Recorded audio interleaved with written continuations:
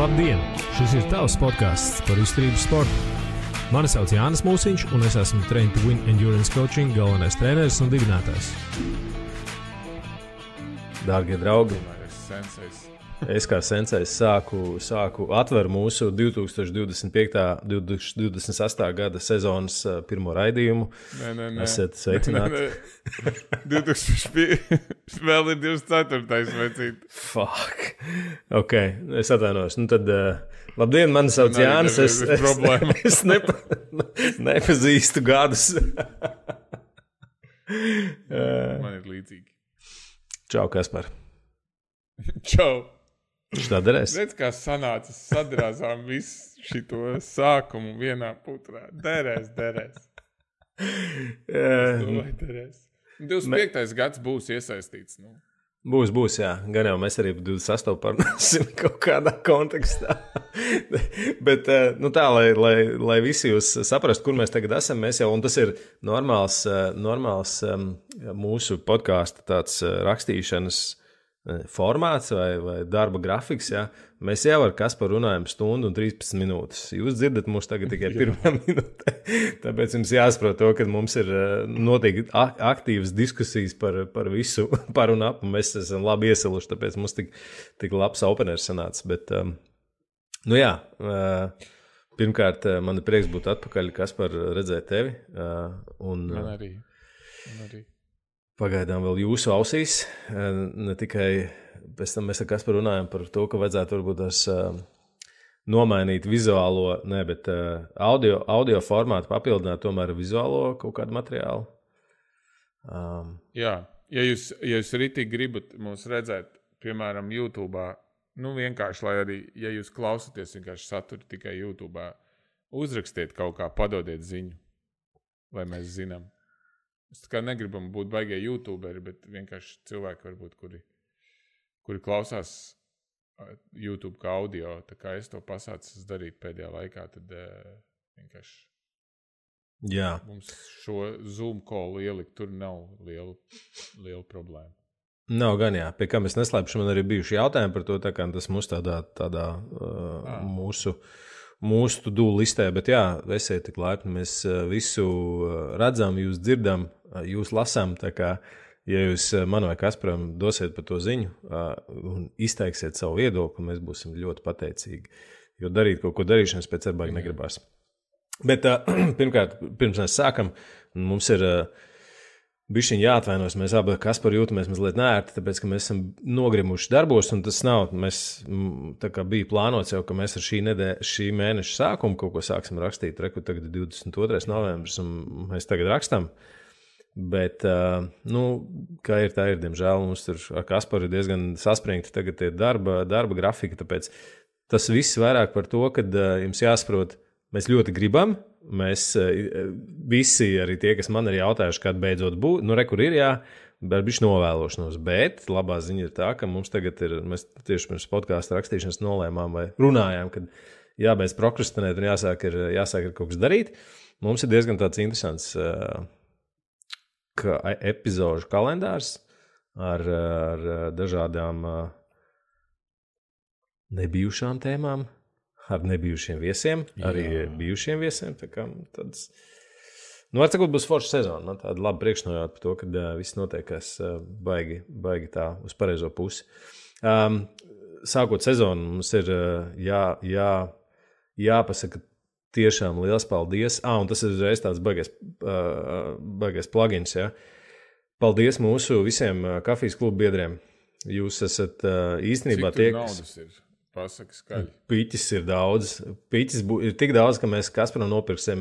Tagad viņš ar normālu mikrofonu, bet mēs nopirksim viņam vēl labāku mikrofonu, ko viņš varēs ceļot kaut kur apkārt. Un tas nozīmē, ka jums būs visu laiku laba skaņa. Mums ir, jā. Un labā ziņa, kas ir tie, kas ir kafijas klubu biedri, viņi zina, ka tie newsletteri īstenībā ir daudz biežāk nekā podkāsti.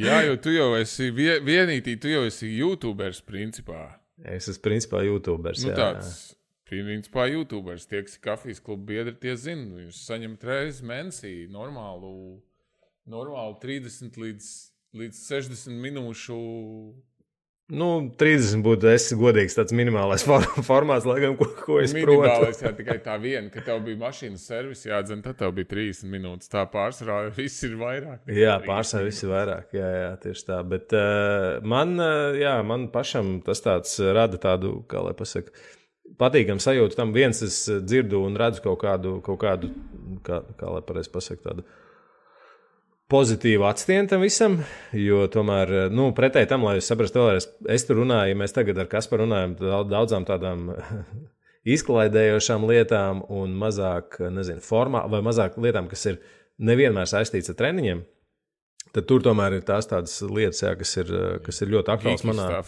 Vairāk tāds geeky stuffs, jā, kas ir saistīts ar treniņiem, par un ap viņiem un vēl nesko, jā, kur tagad man bija. Par džimu bija pēdējais. Par džimu bija pēdējais. Tam bija par kori. Par karstuma sensu, par temperatūras regulēšanu. Jā. Tas bija ļoti labs. Tas bija baigi geeky. Viņš bija stundu garš un angliski, tāpēc es uzreiz sākumā teicu, ka man ir pat cik man ir. Pareizi, jā, tas bija angliski.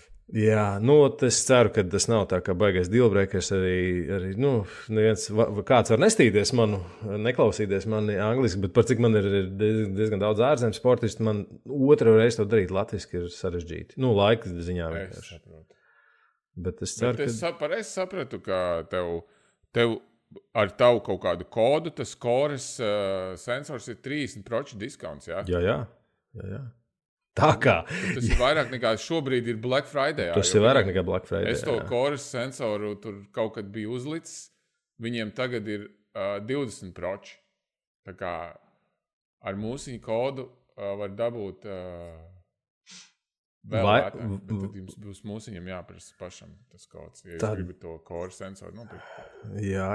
Tad ir vienīgais veids ir tikai ar kafijas klubu, un tad 30% ir visu laiku. Pie kam, ir vairāk citi, tur kaut kā tādi dīli īstenībā, par kuriem pat tu, Kaspar, vēl nezini.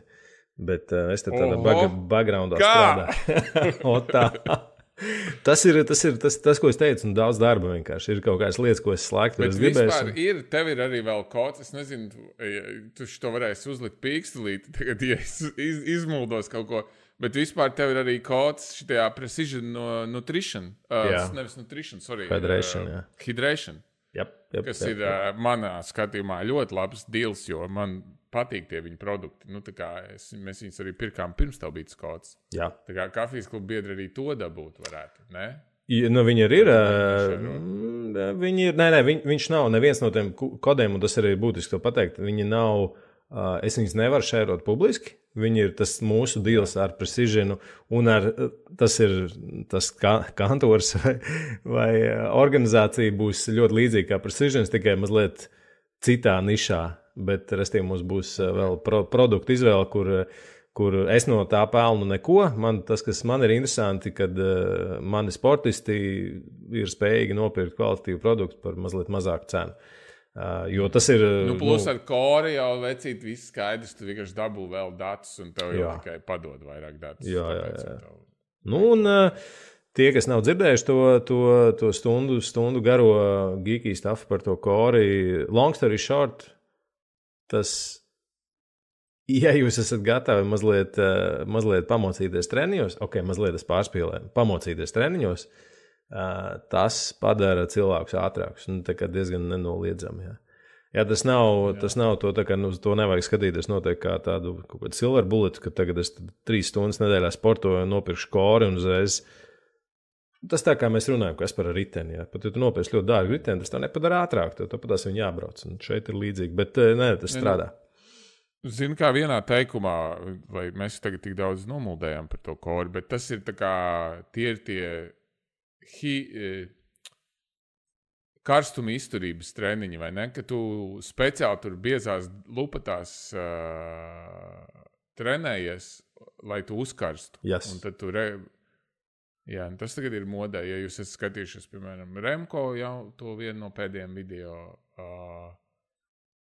viņi, visiem viņiem ir rīta sesija, viņi sēž tur biezās lupatās uz vahu uzkarstējās. Nu, jā, šobrīd, ap citu, es teiktu, pat tīpaši tādā pro līmenī, tas vairāk nav par to. Tas līdzīgi tā kā, nezinu, agrāk bija ar augstkalnu un kaut kādām, nezinu, tur citām lietām. Tas, to darot, tu vienkārši esi tikpat ātrs kā vispārējie. Jā, ok, amatieru gadījumā, protams, ka tas ir tas, kas tur lēnām nāk iekšā, un tas var būt būtiskāka priekšrocība varbūt tās nekā kaut kur citur. Es teiktu, jā, tādā pro vidē šobrīd tas ir, ja tu to nedari, tad vienkārši zaudē vai neiegūsti to, ko iegūsti tur pārējiem no sērijas. Bet tā ir, jā. Tas ir tāds nākošais. Jā, bet otra lieta arī tas, ka vienkārši tīri fizioloģiski, jo ja tu esi uzkarsts, tu zaudē jaudu, un tad, ja tev ir tas sensors, tad tu vismaz, piemēram, kā es saprotu, ikdienā braucot, var redzēt, man ir karsti, varbūt tad tu redzi, ja tu padzeries, ka tev nokrītās temperatūra, piemēram. Tāds arī tāds elementārāks lietas, ne tikai šis te high-end geeky stuff. Tā kā es teiktu, laikam visi jēdzīgi sensori, tādi sensori, kurus tu var izmantot pietiekami jēdzīgi, tā būtu pareizāk teikt. Viņiem ir jādod kaut kādu informatīvu feedbacku par to, lai tu pats saprastu vispār. Tāpēc, ka jaudas mērītājs, ja? Un ar temperatūru ir kaut kur līdzīgi, es teiktu, cilvēki ir ļoti sūdīgi tajā, ka tu nevari pateikt, man tagad ir karsts. Tas tā nestrādā. Tu īstenībā, kamēr tu neredzi, tu nezini, kas tev notiek. Jā, precīzi. Un tas sērdien, jā, tā tas ir, jā. Tā, ka jau tev pašam ir karsti, tad tu jau esi jau pārkarsts. Tad viss ir tāpatās kā izslāpumu vai slāpēm. Jā. Tas ir kaut kur līdzīgi. Bet, labi, šito mums jābeidz. Tas ir, ja jūs gribat to visu uzzināt, Kafijas klubs, milzīgs paldies vēlreiz visiem. Mēs kaut kādu pateicības sienu uztaisīsim kaut kur ar jums un visus jūs pieminēsim. Mēs burtiski šodienas ar citu Kasparu 2 jauni Kafijas klubu biedri. Pilnīgi, tas ir pirms šī podkāsta epizodes, kas ir. Pirms, kamēr mēs runājām viens un tikko e-pasts atnāca un dienu vakar, restīvi, bija vēl viens. Tā kā viss ir, paldies jums visiem, es jūs apķeru, bučoju.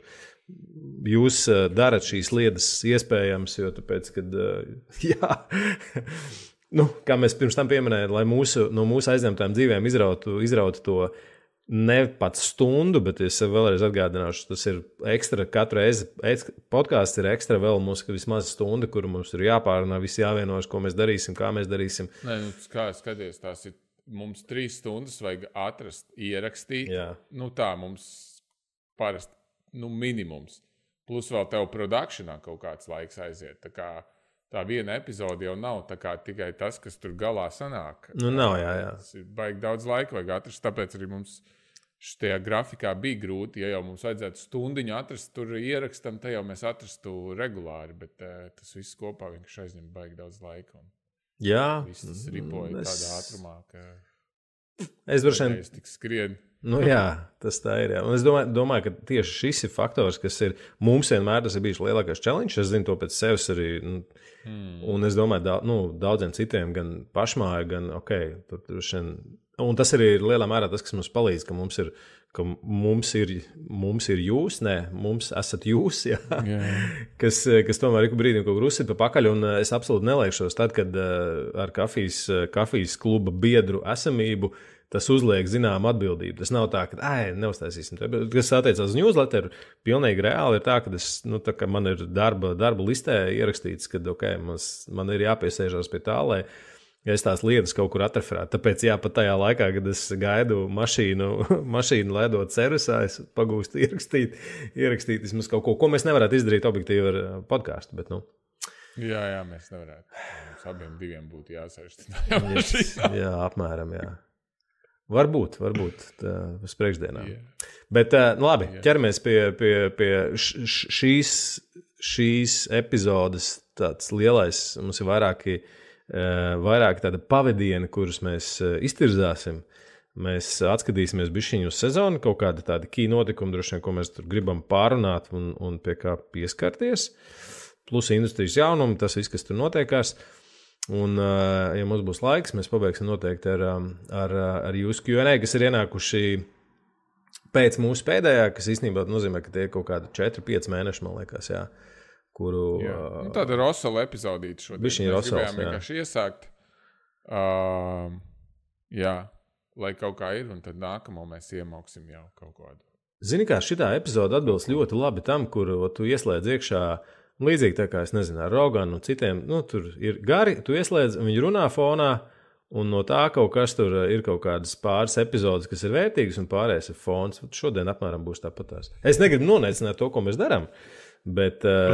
Vienkārši katram būs vērtīgs kaut kas cits, droši vien. Jā. Bet, jā, atskatoties sezonu, es domāju, labi, izlaižot par to, ko mēs jau tur runājam, mēs sāksim noteikti ar šodienas šī rīta Kaspar ziņu man, kas, manuprāt, ir tāds labs iemesls vai topiks, ar ko mums tā kā kikafot visu mūsu rēntu par to, ko...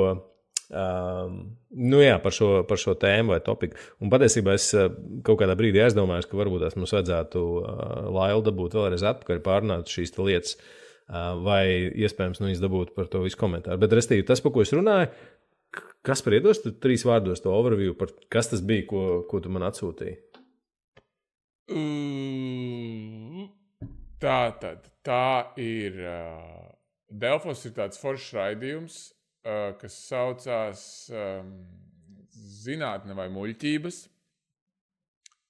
Un viņi tur debanko visādus. Viņi runā ar ķipa zinātniekiem vai cilvēkiem, kas rūpīgi fišku tajās topikos, viņiem tur ir viss kaut kas. Un vienkārši ir bijusi kaut kāda epizode ar kardiologu.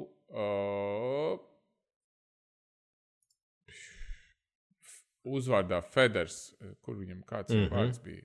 Tas nezinu. Pat nav minēts, man liekas. Jā. Restīvi, it kā gudrs daktars. Un tur ir, man vienkārši māma no rīta atsūta šito izvilkumu, tāpēc es tev viņu pārsūtīju. Redz, līdz kam tas aizved. Tagad arī jūs dabūjat par šito klausīties. Paldies, kas par tavai mammai.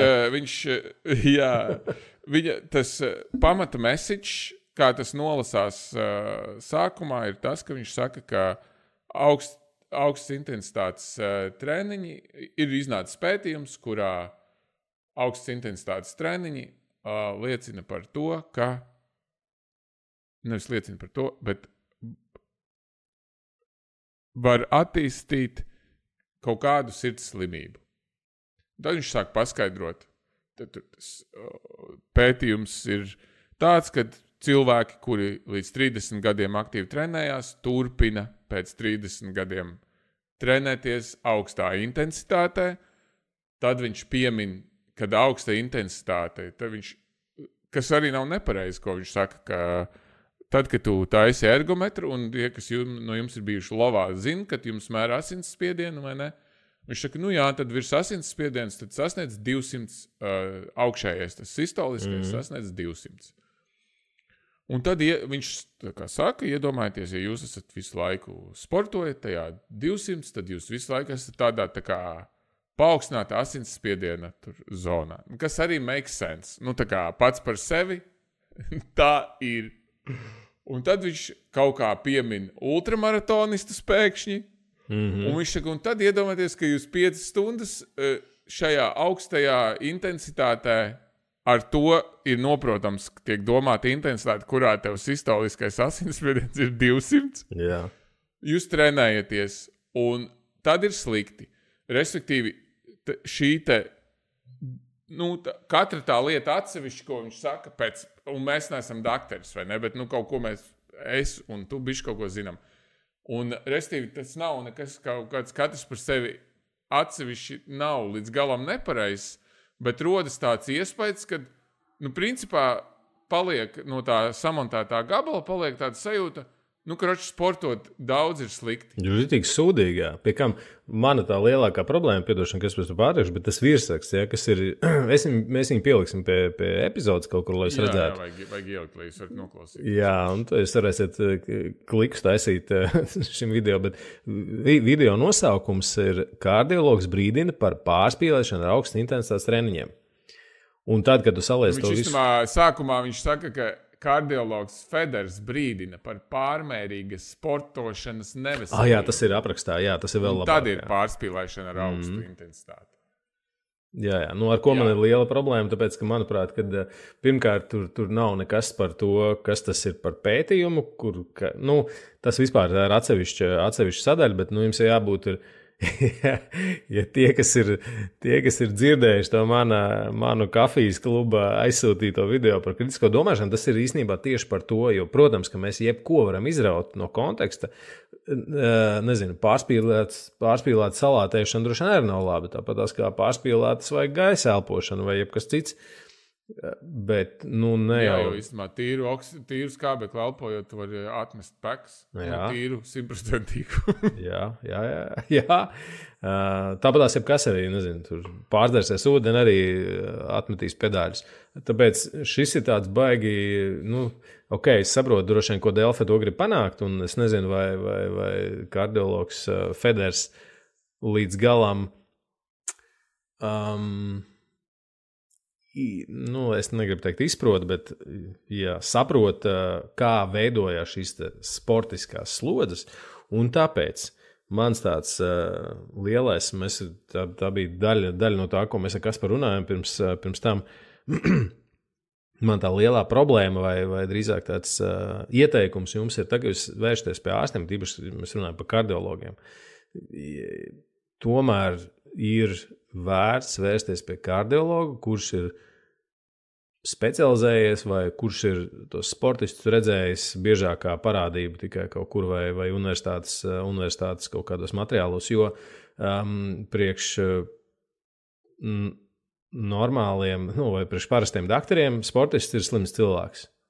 Arī tā skaitā no sirds viedokļa. Tev ir pārāk liels tur, ja tā sirds ir labi sportiski attīstīta, ir pārāk liels priekšējais kambaris, tad ir visādas problēmas varbūt, tev ir zema asinsspiediena, zemi pulsi, un tas viss ir zem normas, kas ir mūsu tāds, kā lai pasaka, vidējais standarts. Ja? Tāpēc ļoti bieži man arī ir gadījies tie gadījumi, kad man kāds iet pie ārsta, vai es pats to daru, un tev vienkārši kardiologs saka, tur vai anesteziologi ļoti bieži tev jātaisa operācija, tu tur ieplet acis, un kā mēs tagad tur ar šito te visu darīsimies un tiksim galā. Tā kā klausieties to visu un ņemiet vērā ar tādu with a grain of salt, kā tas latviski pareizi būtu. Esiet kritiski par to, ko jūs skatāties. Nav. Pēc 30 ir jāspēr to īstenībā. Tas bāc. Jā, es domāju, tas pēc 30, tas bija tas, vajadzētu, mēs tagad arī bišķi tā kā, bet labi, mums nav jābūt zinātniekiem, bet vajadzētu pastīties. Es domāju, tas teikums visticamāk bija balstīts uz to pētījuma dizainu. Tas pētījums droši vien paņēma kaut kādus bijušos sportistus, kas turpināja trenēties, whatever. Bet es domāju, ka mēs varam piekrist viņam par to, ka daudz augsts intensitātes sports droši vien nav labi. Tas pamat message droši vien ir pareizs. Jā, tā kā tu teici, tās atsevišķās lietas ļoti pareizas. Jā, un vienkārši tas, ko es vēl gribēju teikt, es paskatījos savu slow datus, vienkārši kur būtu 200 sistoliskais. Man nav nemaz tāda cipara 200. Man pie anaerobā sliekšņa sistoliskais ir 185. Un tas nozīmē, ka vienkārši tie, kas no jums normāli trenējās izturības sportos, jūs saprotat, cik reti jūs vispār esat tur, kur ir anaerobais, sevišķi treniņos. Tās ir mazas laika, tam arī vajadzētu būt. Mēs par to daudz esam runājuši. Jā, precīzi. Mazam laikam. Un trešais punkts, ko es gribēju teikt, ka viņš man nepatīk, ka viņš sajauc tā kā augstu intensitāti ar ultramaratonistu. Ultramaratonists toči netrenējās tā kā 5 stundas augstā intensitāte. Jā, okay. Ko ir runa? Mēs jau nesakām, ka viņam nav taisnība, ka viņš nesaprot vispār, ko viņš runā. Teikt, ka dakteri nesaprot, ko viņi runā, jo viņi tomēr saprot kaut ko. Nē, viņi saprot noteikti, tāpēc viņš ir dakteris un mēs neesam, bet kas attiecās uz sportu un no tā, kā tas sastāvjā, es neesmu pārliecināts, es gribētu droši vien tagad pēc epizodes atrast to pētījumus, ko viņš, ja tas vispār ir iespējams, jo tagad arī tāds mans godīgais viedoklis ir to var uztaisīt pētījumu šobrīd par jebko. Un ja vēl tā pavisam kritiski skatoties kaut kāds 10 gadus atpakaļ, bija tā, ka tie pētījumi bija relatīvi mazi un viņus bija jāmeklē. Tad tagad ir par katru sūdu, es atvainojos par savu franču valodu, tu var atrast kaut kādu pētījumu, un pie tam viņi ticamāk var būt ļoti dažādi, vai dažādu, kā lai pareizi pasaka, nezinu, pieskaņu vai metoloģija arī, bet īstenībā, tas, ko es gribu pateikt, ja tu gribi pierādīt to, ka sportot pēc 30 ar augstā intensitātē ir slikti, tu to vari izdarīt. Tas ir jautājums, kā tu uzbūvē to pētījumu dizainu, ko tu paņem kā testa grupu un ko tu gribi pierādīt. Jums jāsaprot to, ka vienmēr... Vai vispār tev ir testa grupa? Vai vispār ir testa grupa, vai tu paņem kaut kāds random datus no kaut kurienes, piemēram. Kas, manuprāt, absolūti neiztur kritiku tas, ka, ja tie ir bijušie sportisti, un tas, kas par ko tu par sevi teici, lielākoties, tad, kad tu sevi sauc par sportistu, tas, kā es to saprotu, un manuprāt, kā tam vajadzētu būt, ir tas, ka tu esi pietiekami, tu esi aerobi ļoti labi attīstīts. Ok, tu vari būt, nezinu, braukt ultramaratonus vai braukt LVMus vai jebko citu, bet pamatā tam jābūt šai aerobai spējām, kuras tu attīsti gadiem. Kas nozīmē, ka tieši tā, kā tu teici, tu īstenībā pie tam superaugstām intensitātēm esi spējīgs būt vai nonāc ļoti maz. Tas nav tā, ka tas nav iespējams. Jā. Tas, ko viņš saka, tās divas lietas neiet kopā. 200 sistoliskais spiediens un 5 stundas ultramaratonā. Tā ir ok. Priekš 5 stundām visi ultramaratori skrien relatīvi augstā intensitātē. Relatīvi nozīmē to, ka tu nekad nevar noskriet tik ātri 5 km, kā tu skriesi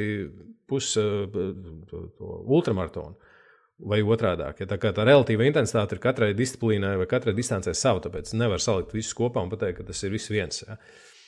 Bet, tas par tiem pētījumiem es nebūtu tik ļoti droši, ka tur ir ļoti viss skaisti un labi, un manuprāt, ka tāds nav īsti atbildīgi, varbūt tas būtu pareizais vārds, ko es visu laiku arī īstenībā šeit podkāstā runājot ar jums, uzskatu, ka es nevienmēr varu pateikt visu, vai precīzāk ir jāsaka tā, ka man vienmēr jāpadomā, kā es tās lietas pasniedzu, lai arī mums ir bieži kaut kādi renti un vēl kaut kas. Viņi pārsēja pa tēmu, un mēs, es ceru, ka mēs neesam nekad drausmīgi kritiski kaut kādām lietām. Jo it īpaši ar to, ko tu dod kā messagingu ārā, un šajā gadījumā tu esi uz lielas skatuves, ar lielu, klausītāju, skatītāju platformu, teikt, ka sportot intensīvi ir slikti, ir neatbildīgi, tāpēc, ka īstenībā pasaules lielākā problēma, manuprāt, šobrīd ir tā, ka cilvēki paliek mazāk kustīgi un mazāk sportiski aktīvi. Arī Latvija tajā skaitā. Un šāds ziņojums, viņš nekāda tā kā neraisa tur kaut kādu tādu pozitīvu to. Bet, tā. Jā, man liekas, ka viss vienmēr ar to mērenību, jo tas, ko es gribēju teikt, tas, ko mēs runājām bišķi pirms, ka redz, ir jau arī otra lieta, ko tu stāstīji par kaut kādiem saviem tiem sportistiem, ka tu dažreiz tomēr redzi, kad varbūt mēs te savā burbulī dzīvojot, mēs te redzam visu to zonu 2, mēs te runājam jau gadiem par to bāzes būvēšanu un vēl kaut ko, bet mums droši vien jāsaprot arī, ka ir tā otra puse, kur ir tie, kas, piemēram, labi, paņemsim kaut vai tos pašus amatieru riteņbraucējus, kuri tomēr trenējās. Un pat tu vēl tagad nonāc pie džekiem, kuri ir teorētiski normāli sportisti, bet viņi trenējās baigi augstā intensitātē. Jā, praktiski viņi ir labi sportisti. Jā. Tur viņiem ir labi rezultāti. Viņi brauc, precīzi, jā. Viņi brauc pa labiem rezultātiem, jā. Bet viņi trenējās ar augstu intensitāti. Jā, tas arī nav. Tas tā kā. Es pieņemu, tas ir tas variants, vai tas scenārijs, uz ko varbūt atsaucās kardiologs Feders. Jo, manuprāt, tas vienkārši. Jo visticamāk, es tev pārtraucu, bet tur ir, mums tas ar tiem daktariem ir tas, ka viņš visticamāk redz tos. Jā. Jo tie, kas dara lietas normāli, jau tos par laimi, visticamāk viņš pie viņiem netiek. Jā, taisnība. Un tāpēc viņam jau ir taisnība. Vienkārši mēs vairāk laikam par to messagingu šoreiz. Jā. Par to, ka mēs negribam teikt, ka daktars nesaprot, ko viņš runā. Nē, tas jā. Teikt, ka tur sanāca neveikls messagings no tā, kā viņš sapina tās lietas kopā. Nu, vai arī tomēr tas, kurš ir montējis to video, ir skaisti sagriezt to visu tā, ka tas izklausās tā, ka viņš tieši tā arī saka. Iespējams, tur kaut kas palicis tā kā nepateikts, vai pilna epizodē ir kaut kas tur vairāk. Bet, nu, jebkurā gadījumā esiet lūdzu bišķiņ tā kā uzmanīgāk par to, ko jūs lasiet bieži vien, un tas pats attiecās arī uz mums, ar tas varbūt mēs kaut kādas muļķības. Pārbaudiet, ko mēs te mūdam. Tieši tā. Bet, nu labi, tas tāds garais rēns, bet nu, ļoti aktuāls, un man tā bišķiņa uzsita tādu asinšojumu par to, ka kā tā, nu, mēs te nevaram sportot. Bet turpinot vai pārējot no tādiem veselības jautājumiem, un man sapcīt, es šo jautājumu pieminu, un jums jāatcerās to, ka visu mūsu podkāstu pastāvēšanas laikā un vēl entos gadus pēc tam cilvēku fizioloģija nemainās īstenībā. Viņi paliek tāda, kāda viņi ir. Līdz ar to viss tas, par ko mēs runājam, ticamāk, mēs vienkārši varam uzzināt vairāk, bet tas nemainīs to, kā jūs rūmas strādā. Fundamentāli tas tieši tā. Tāpēc kaut kādas, kur mēs tur kaut ko, bet... Šodien, rīt un 20 gadus no šodienas riteņbraukšana būs un paliks Eiropas sports. Paldies! Mike drops. Ejam tālāk. Kaspar, tagad visi mēs pieskārāmies tur profesionālam sportam. Tu zini, tur tos jaunos līgumus, ko tur puikas saslēdz? Nu, kaut ko bišķīt, jā. Kaut ko tur, vispār tas kaut kāds kašmars tur, nu, kaut kāds tāds tur bišķi, jā. Kaut kāds tur baigā putra notiek, tur kaut ko tur tie jaunie ambiciozie tur. Šorīt klausījos to par to, kurš par to loto džeku. Jā, es arī šorīt klausījos to pašu. Jā, bet nu, pirms tam bija nedēļām visi tur kaut ko tur elpoja karstu par to Pitkoku, kas tur notiek. Un kas tur vēl ir? Pogijs ir pagarinājis līgumu līdz kaut kādam tur kosmosam. Nu, es domāju, ka viņš ir paliks tur tāpatās kā Vauts Vizmā, tāpatās Pogijs UAE. Jā. Cik viņam, man liekas, 10 miljonu līgums tagad Pogijām? 8 sezonā, man liekas. Vai 8, jā. Pogič ar... Katrā ziņā... Man liekas, tur līdz kādam 2028. gadam. Jā. Viņam ir ļoti garš līgums. Atradu. 53 miljonu līgums viņam ir. Science record 50 miljoni līdz 30. gadam. Nu, vēl labāk, jā. Bet tas, ko es gribēju teikt, man liekas, tas tāds, mums jāatcerās atkal, ka mēs par to savu burbuli tagad runājam un priecājamies, bet patiesībā jau par tādiem citiem profesionālajiem sportiem, ja tu paņem, nezinu, kaut kādus futbolistu līgumus vai basketbolistu līgumus, tie riteņbraucēju līgumi vēl projām ir kapeiks. Jā, tā kā mēs esam tālu no tā, kur ir citas. Protams. Jā, citi līgumi, bet manuprāt, ka šobrīd ir ļoti... 8,3 miljonu gadā, sorry. Nu, man likās, ka bija 8, jā. Jā, nu reka, 8,3 miljonu gadā. Es domāju, ka šobrīd ir, tas ir nenoliedzams fakts, šobrīd ir labs laiks, lai būtu riteņbraucējiem. Jo, manuprāt, tas ir fakts. Tāda nauda, kā pelna tagad, liela daļa, nevis agrāk bija tur tas pats Lēns, vēl kaut kas, kur bija superzvaigznes, kurām maksājumi pārējie tur saņēma kapeiks. Ja. Tad šobrīd, es teiktu, ir viss baigi izlīdzinājies, un tev ir diezgan tāds, tas ir labs veids vai tāds ļoti leģitīms veids, kā uztaisīt ļoti, labu un tādu iedzīgu karjeru, ja tu esi labs. Bet, protams, rekurtā kā tur Pitko gadījumā, jā, man liekas, tas tāds ļoti interesants precedents par to, kad iepriekšējā superkomanda tur lēnām pārtop par tādu, nezinu, kā tur tas iztīsies nākošo gadu, jo tur tas baigais bardaks. Pitkoka līgums ir 4 kaut ko mārciņas miljoni sezonā, jā. Tas bišķi zem 5 ļami eiro. Un tad kā visi saka, ko viņš vinnējis tā īsti raudā? Jā, neko. Īsti neko. Pogijs ir savācis, ja es nemaldos, tagad viņam ir UCI punktu tikpat, cik otrajai komandai. Jā, tā ir, to es arī kaut kur dzirdēju, jā. Un viņš dabū, viņam ir tagad tikai 8 ļami, un tas būs nevis šo sezonu, viņš saņēma 8. Viņš no nākamās sezonas saņems 8. Labi, tur tas tev arī līdz 30. gadam, tas arī kaut ko tā, tas arī tomēr. Protams, 1 gadu tu vienmēr parakstīsi vairāk nekā 6. Bet, jā, kaut tagad miljonāri ir vairāk nekā jebkad droši vien ritiņbraukšanā. Vai arī Top Jacks tomēr saņem mazāk kā jebkurā citā sportā Top Jacks. Tas ir, jā, bet es domāju, ka tas īstenībā tas šobrīd vispār velo sporta kā biznesa formāta kaut kāds trūkums vai arī geogrāfijas trūkums tās. Viņš tomēr ļoti arī, jā. Izplatīts. Bet rekur būsim atklāti, tas tāpat, man liekas, ka rekur kā futbols, jā.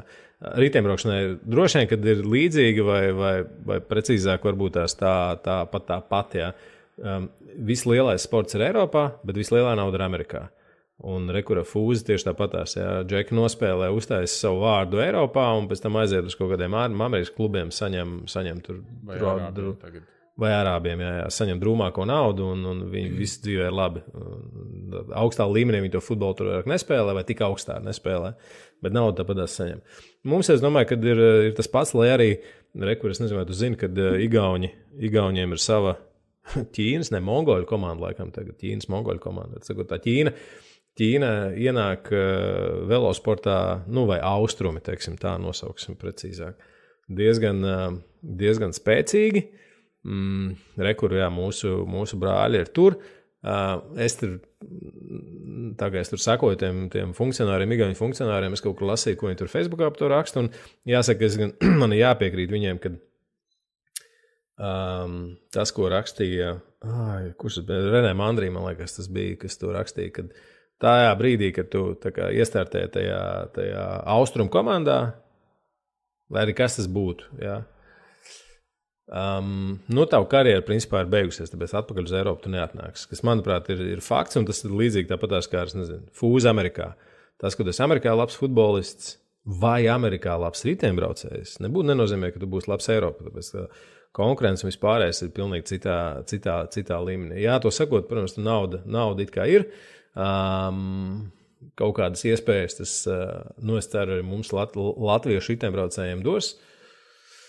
Jo Mārs jau Bogdanovičs 3. sezonu jau brauks tajā Ķīnas komandā. Jā. Jā. Tur bija ziņa tieši redzēja. Nezinu, vai Voskalns brauks, bet jebkurā gadījumā. Bet tas ir, manuprāt, ļoti labs veids, kā pelnīt naudu, tāpēc, ka viņiem ir nauda, viņi var maksāt, un viņiem vajag to Eiropas materiālu, bet no tāda profesionāla sporta viedokļa skatoties, manuprāt, tas ir tāds one-way tickets, kur tu aizbrauc uz turienu un apakaļ tu vairs īsti nekur netiksi. Jā, tā kā. Tagad jau redz, ķīnieši arī tur kaut ko tur snaigstās ar to Astanu. Nē, viņi ir Astanā. Jā, ok, tas bija nākošais. Nē, viņiem tagad bike sponsors ir, viņi brauks ar X. Arī, bet tas tur viss tāds līgt, jā, bet tur viss tāds līgt un nav official. Tur tādā, Kazahstilā viņš pagaidām tas viss notiek. Kā tas izbirs ārā realitātei, to mēs vēl nezinām, jo tur jau Astanai jau visticamāk ir pēdējais gads World Tourē, kā es saprotu. Viņiem tur, tā, lai viņi dabūtu tik daudz punktus, lai viņi noturētos World Tourē, viņiem, praktiski nereāli ar to sastāvīt. Jā, zin kā, tur jau daudz, man liekas, ne tikai Astana īstenībā, kur, labi, ok, Loto laikam ir, vai Loto tiek iekšā, tu dzirdēšana to? Loto jau izkrīt, viņi Loto jau ir Izraela un šogad. Pagājuši gadu. Izraela un Loto bija ārā. Astana palika iekšā. Tas ir droši vien jautājums par to, jā, kā tas ir, ko tas visā tajā pasākumā maina, jo, šo gadu skatoties, ja tu neesi tajā Voltūrē, ko tas tev maina? Tas maina tikai to, ka tev nav obligāti jābrauc uz kādām gonkām. Tā ir lielais gonkārs, tāpat tās tiec klāt. Tas īstenībā... Par ko daudz arī saka, ka dažreiz tas ir labāk komandai. Jā, tāpēc, ka tev nav viss tas orķestris jāvadā tur pa pasaules kaut kādām gonkām, kur objektīvi, tev... Ne, tu brauc tikai uz tā, kur... Tieši tā, tāpēc būs interesanti. Es tāds baigi vispār mans tāds viedoklis gan par industriju, gan par to, kas notiekās šobrīd sportā. Tas, ka tā austrumu nauda diezgan spēcīgi nāk iekšā, un arī austrumu tas, ka tagad ir kur Astana. Es domāju, ka tas ir, ticamāk jau tūlītās būs gads mainīsies, un viņi paziņos par to sponsoru maiņu. Tas, ka viņi brauks tiem, kā to ražotāt? X2 kaut kas. Tie ir rāmju ražotāji, kas it kā ražo kaut kam citam tur, kā jūs izzināt, visus jūs karbons top tur. Visiem. Jā, viņi ir diezgan tur spēcīgi lieli, un skaidrs, ja viņi ir atnākuši pie Astanas viņi nav atnākuši tikai ar to, ka mums ir skaists rāmīts, reku brauciet mums XDS. Kas pat nav Carbontech. XDS jā, Carbontech. Kas nav pat riteņu brands, lai es saprastu. Tas, man liekas, ir tā kā tur vairāk tāds rūpnīcas nosaukums, ko viņi tur uzlipinājuši virsū uz tā riteņa. Ja. Pirms tam gan jāsaka, ir tie, kas nezin, pirms tam jau ar ķīniešiem brauca arī Uno X, kas tagad brauks ar Ridley, bet tas, kas bija Dare, bija... Sorry.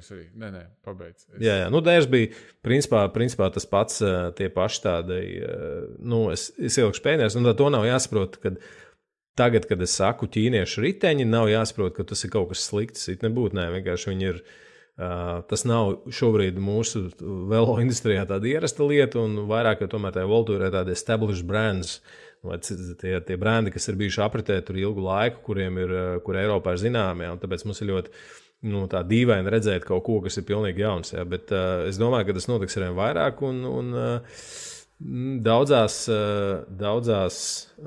sfērās, bet tie būs ne tikai rāmi, tās būs tur dažādas komponentes, rati, vēl kaut kas. Es domāju, ka mēs redzēsim tos ķīniešus vairāk un vairāk, un viņi ir kā tāds reāls špīlers. Jautājums, cik viņi nāks iekšā ar savu naudu tajā lielajā sportā, nezinu. Man ir interesanti saprast, ko no tā grib šitie Astanas tie partneri, tie X2S, ja, kā viņi tur bija. Jā. Un tie džeki.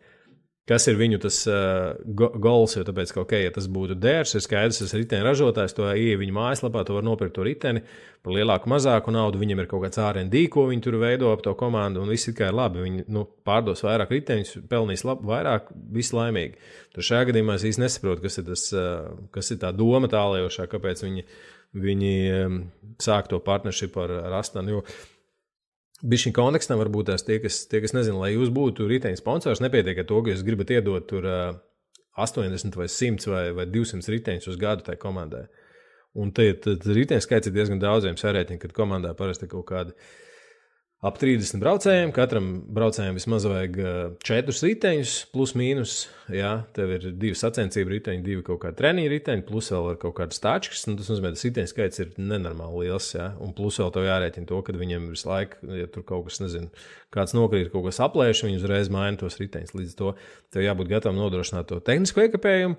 Plus parasti tas vēl, cik es saprotu, ir kaut kādi vismaz pāris miljoni, kas tev jāsamaksā ar naudā, lai tu tur vispār būtu. Es dzirdēju, ka par 4 miljoni tur plus riteņi, jā, tur kaut kādi.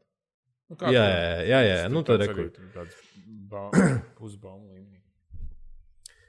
Tas nav nekur precīzi aprakstīts, bet jebkurā gadījumā tie ir vairāki miljoni, kas nav maz, plus tas ir visticamāk vismaz tikpat daudz, ja vēl vairāk tajā materiālā, kas tev jādod. Ja, tagad tas nav tā, ka mēs nerunājam par to, kad kāds ir izdomājis ražot kaut ko labu, un tad viņi var iestartēt Voltūrē. Nē, tā ir liela nauda, un tur jābūt gan finansiālai kapacitātei, gan arī ražošanas kapacitātei, lai to nodrošinātu. Jo, tie, kas tur sako tam sportam, zināt, ka arī daudziem lieliem ražotājiem bieži vien iznāk tur kaut kāds jauns modelis, un tad komanda pie viņa netiek, ja, vai, nezinu, iznāca jaunā Shimano 12 grupa, un nezinu, brauc tikai līderi no komandas ar jauno grupu, pārējiem brauc ar vecajām grupām, ja, vai kaut kā tā. Tas ir tas, kur tā industrija reāli iestragalo. Tas nav tā baigi vienkārši, lai tu nodrošinātu tos profesionāļus ar visām. Tas bija pēdējos gadus, man liekas, ar tām supply chainiem vairāk saistīts. Ar Covidiem, jā, arī, jā. Tā kā jā, tas tāds diezgan tāds interesants pavērsiens. Es gribēšu nevar redzēt, bet jā, kā tas viss tālāk attīstīsies. Jo, manuprāt, tagad mēs esam tādā brīdī, kad tas mūsu sports ir lēnām mainās. Jā. Jūs zināt, kas vēl bija? Man liekas, ka pirmkārt, teiksim, labi, viena lieta, Pogija deals arī nav tipisks riteņbraukšanai, vai ne? 6 gadus reti, kuru paraksta. Tā kā... Tagad vispār tie visi kontrakti ir garāki, jā. Otra lieta, tu minēji Ridleyu. Ridlejs ar Uno X 10 gadu līgumu noslēdza. Crazy, vai ne? Un tas, kas, manuprāt, ir labi. Tas nozīmē, ka tiek plānoti kaut kā arī šitam te Vanderpoolam ir ar Kanjonu arī, ja nemaldos, ka tik ne 10 gadu līgums. Lifetimes. Vai tur ir kaut kas, jā, kas ir ļoti... Tas ir labi, ka tā industrija, tā kā, tas nozīmē, ka šie te cilvēki, kas tur ir, viņiem ir kaut kāds ilgtermiņa skats un iespējams viss skatās mazliet ilgtermiņā, jo tā problēma jau bija tāda vienbrīd, ka tas viss bija tik īstermiņā, tās komandas tur mira, dzīvo katru sezonu, tur pēdējos gadus, viņi strāglo joprojām, protams, tur, bet vismaz tie komandu nosaukumi plus mīnus tur nemainās. Jā, nē, es tev pilnīgi piekrītu, tas liecina par visu vairāk, tas liecina par stabilitāti, kas ir ritīgi krūtē, jā. Un arī tam, teiksim, tu esi riteņbraucējs kā darba ņēmējs. Ja es vēlreiz to, mēs arī podkāstā, man liekas, to kaut kad esam runājuši, bet, ja es ieliktu sevi riteņbraucēja lomā, un te domāju, tagad katru gadu tev jācīnās par to, lai tev būtu darbs. Tas ir crazy. Pēc tam tā problēma ir tā, ka nevis tā kā normālā darbā, tā kā nevis parastajā darbā, kur, tu vari redzēt procesu, tu izdari kaut kādas lietas labi, tev varbūt tas nav tur spīdošākais rezultāts, bet sportā, diemžēl, profesionālā sportā, tev vienīgais, kas ir, kur ir tava vērtība, ir tavs rezultāts. Un ja tu notraumējies, vai es nezinu, tev kaut kas tur nesanāk, vēl kaut kas, tad rezultāti nav, piedod, tad mēs ņemsim kādu, kuram tas rezultāts ir. Tagad, tas arī mainās, jo patiesībā agrāk tas bija ļoti izteikti, ja, kad tu biji tieši tik labs vai tik vērtīgs, cik tavs pēdējais rezultāts. Tagad jau tomēr ir tā, ka tos džekus arī jaunos, tos talantus viņus paraksta ar ilgtermiņa mērķi, respektīvi, te ir viss tas, ko mēs runājam. Ja tev ir dati, ja tu vari pierādīt, ka, hei, es esmu labs, man nesagāja tur šogad kaut kas, bet man ir opcija tur nākošu gadu vai pēc 2-3 gadiem būt tur vienam no top čaļiem, viņam uzreiz maksās to lielo naudu, tāpēc, lai viņi piesietu. Jā. Kas ir īstenībā tāds diezgan liela atšķirība, piemēram, pieņemsim kaut vai no futbola vai hokeja, vai ne? Tev tur, tev nav nekādu tur datu. Tādu. Cik iemeti, tik labs tu arī esi, vai ko. Precīzi, jā. Šeit riteņbraukšanā visi ir tavi tur vatu dati, ir kaut kādi tavi fizioloģijas testi, tad, ja tev VO2 maks ir tur 89, baigi sūdīgs tu nebūsi, pat ja tu dēļ traumas izsēdēs 3 mēnešu mājās, vai ne? Ja tev ir kaut kādi dati, tad ir diezgan skaidrs, ja tu esi labs, tad tu vari būt. Protams, gambles ir tur, nezinu, tu tur mentāli tur nevar patrenēties, tu negribi, tā kā tur dumulēnam kaut kas tur nepatīk, tie ir kaut kādi, bet pret citiem sportiem tomēr tev ir kaut kādi pamatdati ir skaidri, ja tev ir tur kaut kādi vati, kaut kāds VO2, kaut kas, tad skaidrs tev ir kaut kāds līmenis tev būs. Jā. Vēl joprojām ir taisnība tas, ka tu vari dabūt līgumu tad, ja tev ir tikai, ja tev var nebūt nekāda tur sacensība, bet tev ir izcili treniņu dienas grāmata, kaut kādi pierādāmi, tur, nezinu, laboratorijas vai testu cipari, tas ir pilnīgi reāli, tu vari dabūt līgumu. Tikko, starp citu, es atceros, es redzēju kaut kur threados vai neatceros, kurš tu redzēji, nav svarīgi, viens džeks, manuprāt, itāls, dabūjis ir Komortrolo. Jā, es arī redzēju, tas starp citu labs. Redzēju, jā. Un, tas ir tas, kāpēc 21. gadsimts ir forša stēle un kāpēc Strava ir tik spēcīgs tūls arī tajā, kā tu sev var pārdot. Ja tu esi pietiekami spēcīgs un vari to komu pārsist, restīvi viņš atņēma, labi, viņš bija ļoti sens, tas koms, man liekas. Nibalī viņš atņēma. Vajag gadi bija. Jā. Kaut kādā minūte laikam vai kaut kā tā restīvi. Nibalī točni, bet viņam ir arī Stelvio koms. Tam čalim, mēnesi atpakaļ laikam. Jo es arī tieši zināju, ka mēs rakstīsim, es tāpēc iedziļinājos. Pagais atradīju, pastāst par visu to. Un Džekam tas tāds ļoti labs Stravas tā workout virsraksts, I want a chance at World Tour anytime, anywhere vai kaut kas tam līdzīgs. Tas ir pilnīgi skaidrs, ka Džeks to dara ar domu, lai dabūtu līgumu. Un es nezinu, neesmu skatījies, kas viņa tur kaut kādu sacensību rezultātu vai kas. Par 7 sekundēm. 7 sekundēm. Uz 43 minūtēm. Jā, bet tas ir ļoti spēcīgs pieteikums tam, un es esmu pilnīgi pārliecināts, ka tikko kā Džeki redz, restīvi ar Džekiem, es domāju, teiksim, kaut kādu komandu, sporta direktori vai viņi precīzāk droši vien kaut performance direktors, kas tur seko visām šitām lietām un skauto tos jaunos čaļus. Es domāju, ka viņš uzreiz ir akurāt uz tā kā radaru un viņam jau diemos kāds raksta, ka hei, atsūti man savu dienas grāmatu, pastīsimies, kas tev tur ir. Jo ir pilnīgi skaidrs, ka tas, ko mēs runājam, ja tu vari pierādīt to, ka tu esi spējīgs, lūdzu, tas nenodrošina to tā kā ar visiem tiem Zwift čempioniem. Tas nenodrošina to, ka tu varēsi Zwift akadēmijas uzvarētājiem, es gribēju teikt. Tas nenodrošina to, ka tu varēsi būt labs tajā peletonā, varbūt tās viņš neprot, viņš tikai brauc augšā kalnā, vispārējiem viņš neprot. Bet šobrīd komandas ir gatavas investēt tajā, no laika viedokļa skatoties, lai tu iemācītu viņam kaut ko, lai viņš tur tas neatceros, kurš to teica, bet kāds no lielām komandām, man liekas, tas bija Jumbo, Marēns Zēmens, kas to teica, ka mums vienalga, ja viņam ir labi fizioloģiski rādītāji, viņš iemācīsies braukt, mēs viņu iemācīsim braukt pelotonā, braukt no kalna lejā, visu pārējo. Ja tev ir tie galvenie priekšnosacījumi, lai tu būtu labs, tev ir visas iespējas to darīt, un šobrīd komandas ir gatavs investēt tajā savu naudu, lai tas būtu. Jo skaidrs, ka arī tagad šajā kontekstā, paturpinot to visu, ir ļoti interesants, es neteikšu izmaiņas, bet tādi, kas viss ir kā diezgan normāli vai pat pareizi, tāpēc, ka tev vairs nav no kā tas atlētu puls, atlētu tas nezinu, daudzums. Ja skaties, teiksim, uz kaut kādiem junioriem, U23 jau gan arī principā profesionāli, bet ja skaties uz junioriem, lielāko daļu to potenciālo čaļu viņi jau kaut kur ir parakstīti, piesieti un tā tālāk. Kristīna nav tā, ka tās izvēles ir tik lielas, un šobrīd komanda sāk skatīties uz kaut kur citur, uz ārpusi. Ja. Tāpēc rekur tagad viena no sieviešu, nevis viena, bet viņa ir veiksmīgākā no komandām, sieviešu komandām. SDVorks parakstīja vienu dāmu, kas brauca tagad tikai graveli, tagad viņa sāks braukt arī roadreisus. Pirms tam viņa bija braukusi ar šosejā, pēc tam viņa aizgāja, tur kaut kas stāsta, kurus līdz galam nezinu.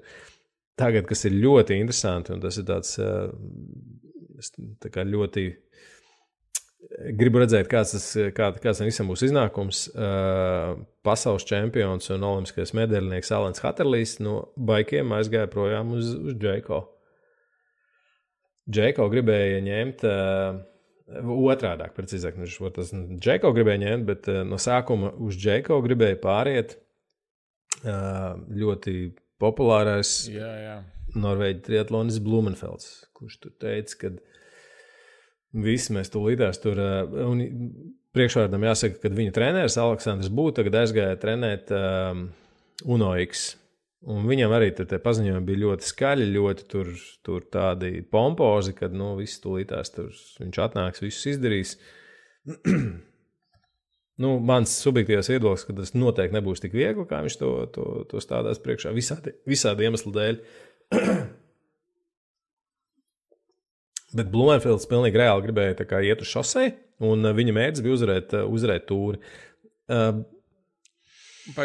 Un tie ir divi neviens laikam man ieskaitot. Iet uz World Touri un uzvarēt tūri. Ir, ne. Vai ne? Tas ir vienu tu vari izdarīt, otrs. Jā, viņa, tas, ko viņš teica. Precīzi, jā. Man liekas, ka tur tā problēma var tās ir bišķiņ vairāk tajā, kad viņi nevis neredz, bet tā konkurence tur ir sasodīta liela, tev ir tik daudz, viņi absolūti neko nedrīkst noņemt. Viņš ir ļoti labs talantīgs sportists, bet, manuprāt, tas viņam nav izdarāms. Es neredzu veidu. Un, principā, tālāk arī bija, nezinu, kas bija tas par iemeslu, kāpēc viņš tā kā nolec no tā dīla. Nu, viņš teica, ka naudas ir pamārs. Nezinu, cik tas ir tiesa vai nē, jo viņš gribēja iet uz Džeko, un tad Džeko, es saprotu, ka tā vieta palika tā kā brīva, un Hatterlijs aizgāja, es ielikšu pēdējās viņa vietā.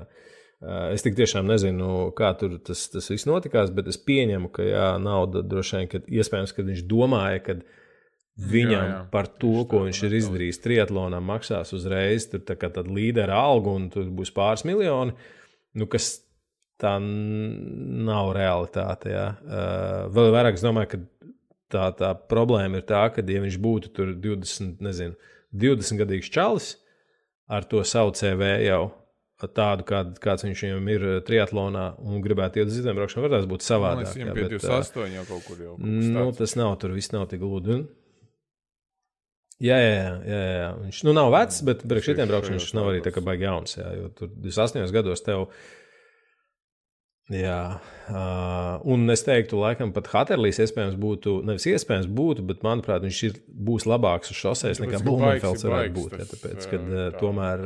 Bike handlings citā līmenī uzreiz ir nekā ja tu sēdi uz tačkas. Objektīvi, jā. Es Es negribu apbežot triatlonis, bet jūs zināt, ka jūs riteni nebraucat baigi labi. Nu tā ir, un tagad tev jābrauc tajā pelotonā, nu tas ir bāc, tas ir cits pavisam cits challenge. Jā. Tāpēc būs ļoti interesanti. Jā.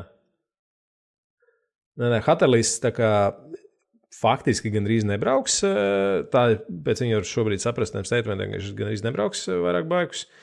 Un fokusēsies vairāk uz šosei, varbūt tās, kad parādīsies kaut kur uz baika, kas ir ļoti, kāpēc tas ir zīmīgi, tas jau nav tā, ka pirmo reizi kāds no baika iet projām uz šosei, bet šobrīd, mountain bikes tomēr ir diezgan jau tāda, ja salīdzina to laiku, kad Evans atnāca uz šosei, tad tas bija tādos, baiki bija pamperos, jā. Tad tā bija margināla disciplīna, kur brauca čaļi, jā, grūti bija, viņi bija ļoti labi sportisti, bet tur naudas baigās nebija. Tad tagad jau tā nav īstenībā, tagad jau ir diezgan, ko pa televizoru rāda, olimpiskais sports ir, tur viņš ir diezgan jau tāds apaudzis ar kaut kādu vēsturi un naudu un vispārējo. Un aiziet tajā brīdī, kad tas olimpiskais medaļnieks un pasaules čempions ir baigi tāds bold statement. Man tikai liecina par to, ka vai nu tā nauda ir tiešām ļoti daudz labāka, vai arī viņš un viņa komanda tic, kad viņš varēs kaut ko tajā šosē tomēr izdarīt. Kas tā varētu īstenībā būt, pat tam otram es tā kā piekrist. Jā. Tā kā būs interesanti redzēt, jā, kas tur notiksies. Es atradu tas burks, tas čals, kas Mortirolo uzrāva. Viņš jau nav tā kā gluži čals no dīvāna. Viņš ir bijis tā kā Conti komandās braucis 13. gadā, viņam kaut kāds dopinga claims, tur tāds jocīgs kaut kāds tur. Un kurš tur pēc tam nav, laikam, ja es ātrumā saprotu, tad beigās viņš tur ir tā kā noraidīts, jā, pat. Viņš ir tiesājies kaut kādus gadus, tur, tas arī tas kompons kaut kāds tur nedzirdēts īsti. Kur tu palika? Kaut kāds hidrohloritizēīts, ķipa viņš ir banots, bet beigās kaut kādu ūdeni, restīvi. Running late before the race, Burke filled his water bottles in Malartic at a sports complex rather than... Un viņš nezināja, ka pilsētas ūdens nāk no akām, kas ir tā kā impacted by mining, tā kā, kur ir šādas kaut kādas. Starp citu, tas ir... Bet tas arī izklausās jocīgi. Zini kā, tas varētu būt pavisam reāli, jo pavisam šogad, jā, tas ir viens case sieviešu tiem braukšanā, kur vienu dāmu, viņa arī bija suspensions, un viņa tur ilgi cīnījās, sainvestēja tajās advokātos visu savu naudu iekšā, bet tas outcomes ir tāds, un to sakot, protams, vienmēr ir tā, kad tagad es lasu tos visus statements, un ir tā kā jāuzdod sev jautājums, vai viņš tā kā mēģina notirgot to, ka viņš ir nevainīgs, vai tas tiešām tā ir.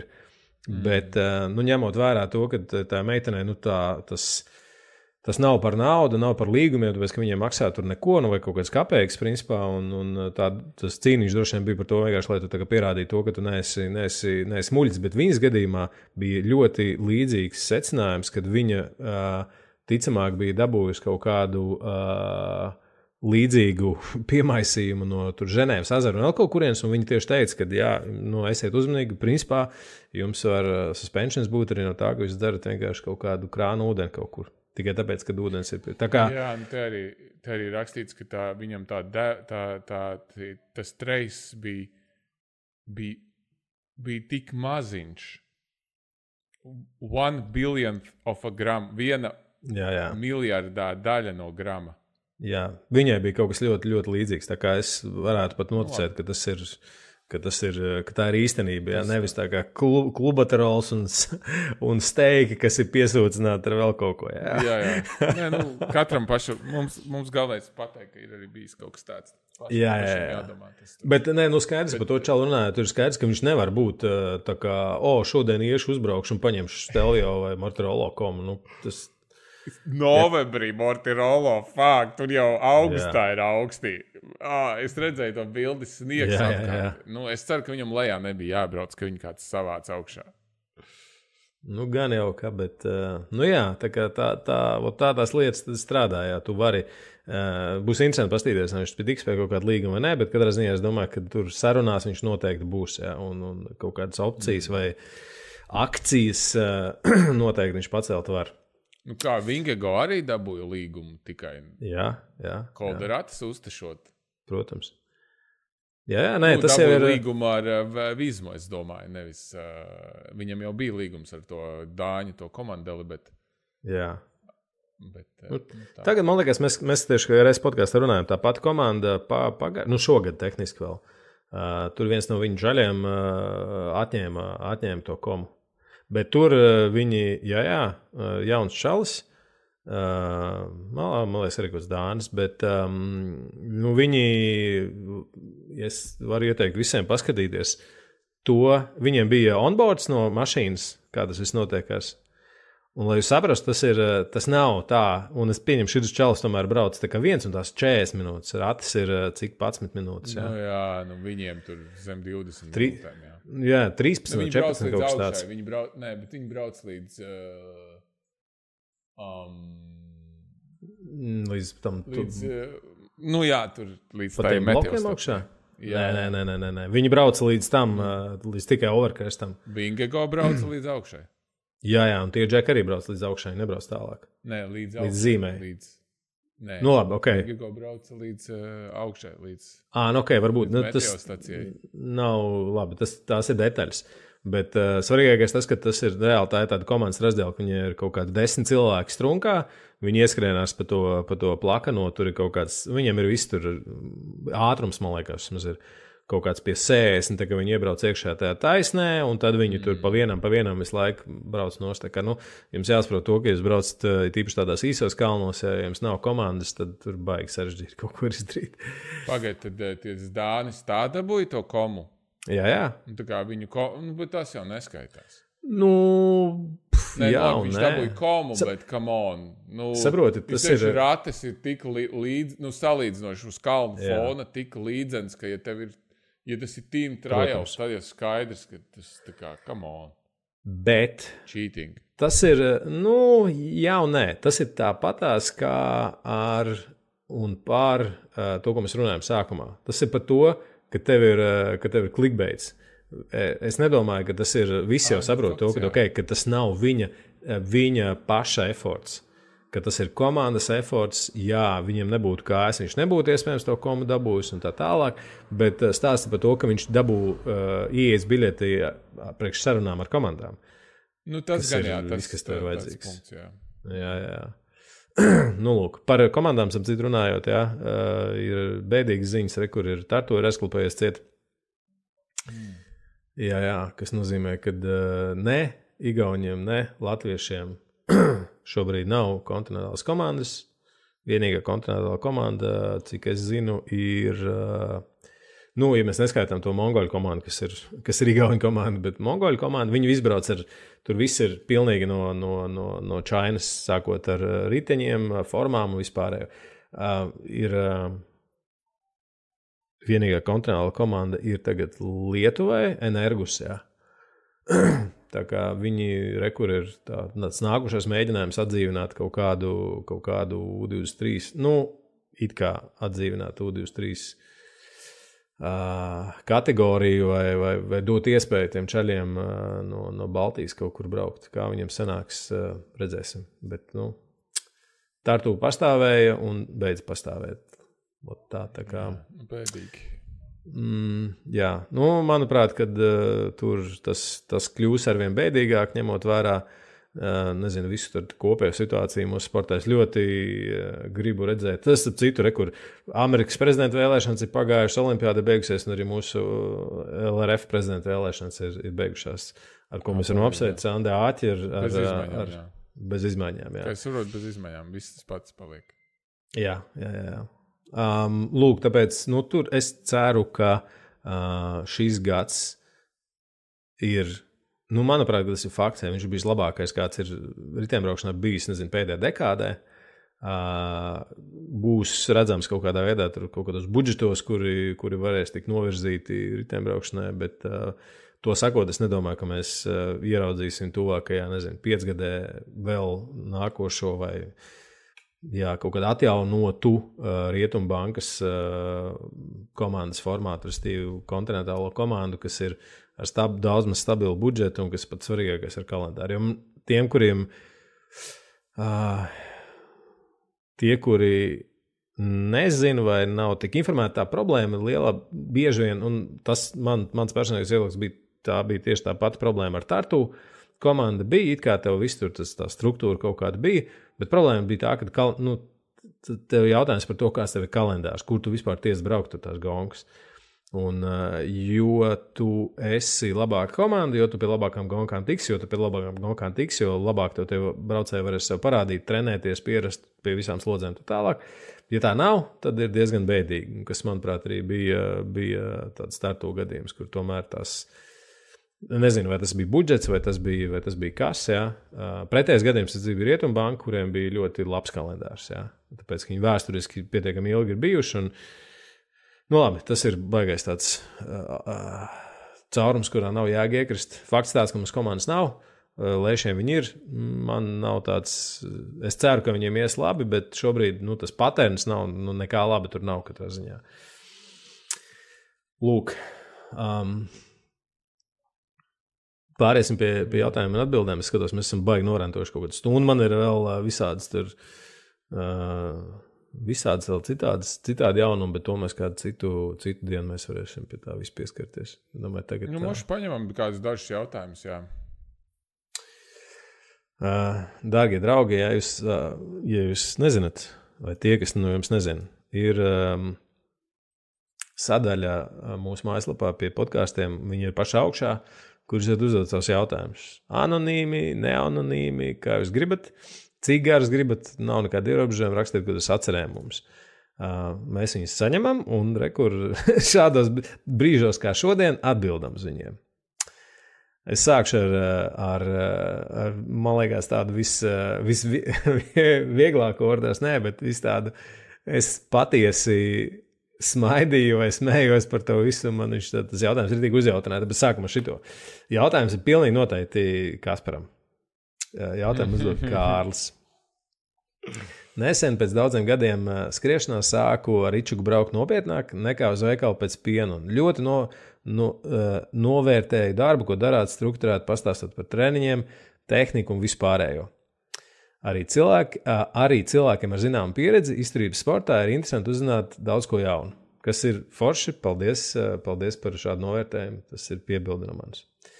Jautājums vai tā pamatdaļa. Tomēr mani nebeidz urdīt viens jautājums. Kāpēc Latvijas velo aprindās un šādi arī podkāstā ir smīkņāšana par Meridas brendu? Kur tam aug kājas? Jā, arī pats brauc ar Meridu, tāpēc interesanti dubultā. Kaspar, the floor is yours. Kaspars, tiem, kas nezina, Kaspars ir vēl joprojām Meridas īpašnieks. Jā. Ir vēl joprojām Meridas īpašnieks. Tā kā viss, ko viņš teiks, būs tagad no viņa subjektīvās pieredzes un long-term ownership. Jā, tā kā tu ar savu mākas nobalsojis par šo brendu pastāst, kāpēc tev tā bižo. Pa lielam, jā. Nē, tā tad jāsaka uzreiz, nav ne jausmas. Tā vienkārši ir, un tas viss, ko es teikšu turpmāk, ir kaut kāda spekulācija zināma vai kaut kādi pieņēmumi, jo nav nekādu objektīvu pamatu tam. Mans otrais mountain bikes bija Merida, un man viņš ir joprojām, jo viņš ir nopelnījis tā kā mūžīgo pensiju pie manīm. Viņu es izvalku no pagraba reizi gadā, kad mēs ar čaļiem braucam 3 dienu meža turismā. Tas ir 26 vēl ar V-braikiem. Tas ir tā kā avangards dubultā. Tā kā vēsturiskais spēka rats tev tagad. Jā. Būs man viņam jāvēl kāds Instagram posts. Obligāti.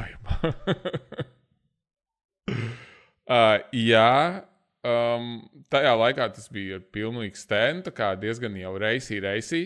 Es vēl biju gan tāds diezgan... kā lai saka. Principā, tad, kad es viņu nopirku 2000, ja nemaldos, 8. vai 9. gadā, es jau iegāju mazliet avangardā izvēloties ar V-braikiem, jo man likās, ka es tad tikai sāku braukt un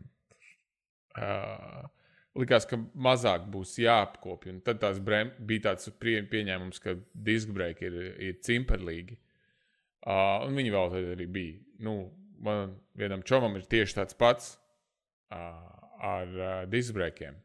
Un tie vēl ir tie ar tiem trosītēm, tie disc brake. Viņi nav tā kā tagad hidroliskie, vai kā tur sauc. Karoči, whatever.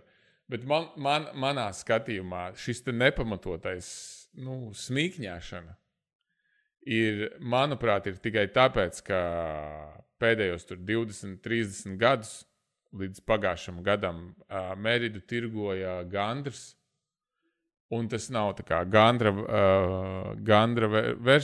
vaina, bet Gandrs tirgoja ļoti daudz velosipēdus, un 90% es tagad atkal tur rupi nopaļoju, bet absolūtais vairākums Meridas tika pārdoti šis te entry levels. Un restīvi katrs bērns, katrs uz veikalu pēc piena, Latvijā vienu brīdi bija tā, ka gandrīz visi parastie, es lieku pēdiņās, riteņi bija Meridas. Un tad, ja tev bija tā kā, ķipā sporta vai tur gonku ritenis Merida, tad tas bija tā kā, zaļās liesmas. Jā, tas bija tops tajā brīdī. Man bija vienu pakāpi zem tā zaļo liesmu riteņa. Bet man liekas, ka tas tīri no tā ir radies, jo... Tiešām ilgi Gandrs pārdeva tik daudz riteņus, ka visiem bija Meridas, un tad, ja tev bija tā kā gonku Merida, tas bija tā kā, kas tas tāds? Es citu tādu reasonable iemeslu neredzu, jo, kā normāls ritenis, normāls komponents, viss tur nav ko, tā normāli nav ko piesieties. Un vienkārši citus brandus mēs varētu piesieties visādiem tur. Stevensam, kas man bija šoseis ritenis, kas tas tā? Bet par cik nav tā širpatreba, ar ko braukā katrs tur, tā kā rokmašīnas ir otrs brands Latvijā, vai ne, kur vispār garīgs nekur nezinu, bet Latvijā katrs plēncis brauc ar rokmašīnu, tā kā, ja viņš ir atradis kaut kur šobrīd vēl, joprojām tu redzi rokmašīnu uz ielas, un ja tu nopirktu rokmašīnas, tur kaut kādu tur šosēnieku galiņu pa 10 pakām, skaidrs, ka tevi apņirkti, Jā, viennozīmīgi. Man liekas, tas ir Meridas case, Tas ir precīzi Meridas case. Es domāju, tas ir līdzīgs salīdzinājums tā kā ar mašīnām, kas ir tikpat, kaut kur var būt pamatotāk mašīnām. Tas ir tā, ka tev ir, Opels, kas nav slikta mašīna. Jo mums abiem ir bijis Opels. Tāpēc mēs neteiktu, ka ir slikta. Viņi ir lētāk, tu vari dabūt mazliet lētāk to pašu, ko tu vari dabūt pie kaut kā cita. Un, tev nav tas, ko sauc par to branda pīli, ka tev, nezinu, tur Audi vienmēr ir tur dārgāka, labāka, ja? Kas atkal tā nav patiesība īstenībā, tāpēc, ka tur atrast arī, tā kā Kaspars teica, ja, tur arī spečkam var atrast kaut kādu galīgi lēto galu, un viņš jau nav, nekādā veidā tur labāks ar to, viņiem uzraksts ir savādāks. Īstenībā viņiem ir S-Works.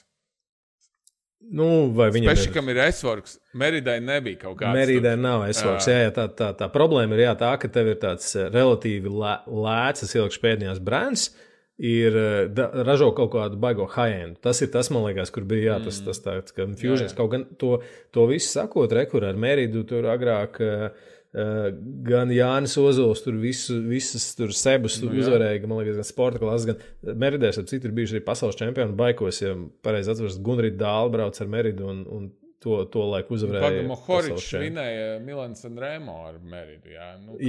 Jā.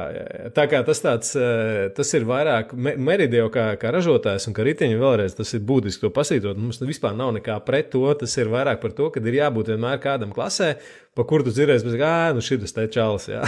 Tas ir Merida. Merida ir tas čalis, uz kuru vienmēr var parādīt pirkstu un bišķiņ ieņēkt, jā. Bet es piekrītu Kasparam, un es esmu braukt ar riteni, ir labi punkts. Tas, kas uz viņa rakstīts, ir, nezinu, ja tu jūties slikti par to, ka rakstīts ir Merida, nopērks kaut ko citu, bet īstenībā tāda būtiska iemesla, kāpēc.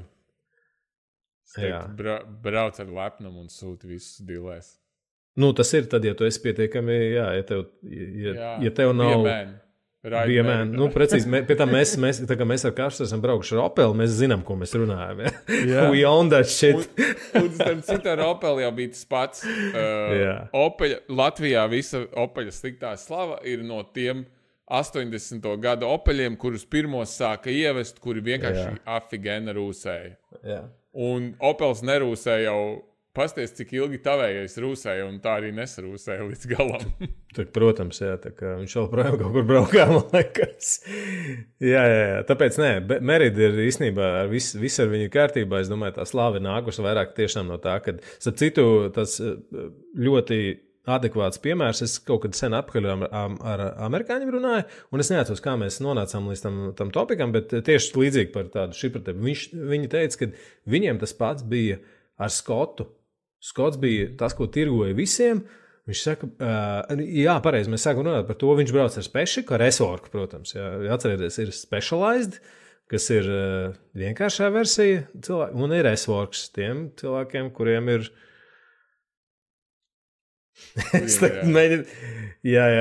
kuriem ir paper, kā Lens savā podkāstā saka, show me the paper.